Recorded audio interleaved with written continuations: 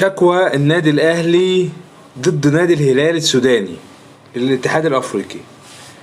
نص الشكوى: تقدم النادي الأهلي صباح اليوم بشكوى للاتحاد الأفريقي ضد نادي الهلال السوداني بسبب ما تعرض له فريق الكرة من اعتداءات وتجاوزات تنافي كل أخلاق الرياضة واللوائح المنظمة للعب كرة القدم، ذلك قبل وأثناء وبعد المباراة التي جرت بين الفريقين. أثناء المران الوحيد لفريقنا في ملعب الجوهرة الزرقاء يوم الجمعة الماضي، قام بعض مشجعي الهلال باقتحام الملعب وقذف ألعاب نارية على اللاعبين في حضور ممثل الكاف الذي قام بمعاينة الأجسام المقذوفة وتدوين الواقعة في تقريره. 2. رغم قرار كاف بإقامة ذلك المباريات بدون حضور جماهيري نظرا لعدم توفر شروط السلامة في هذا الملعب وإبلاغ النادي الأهلي بذلك، إلا أن نادي الهلال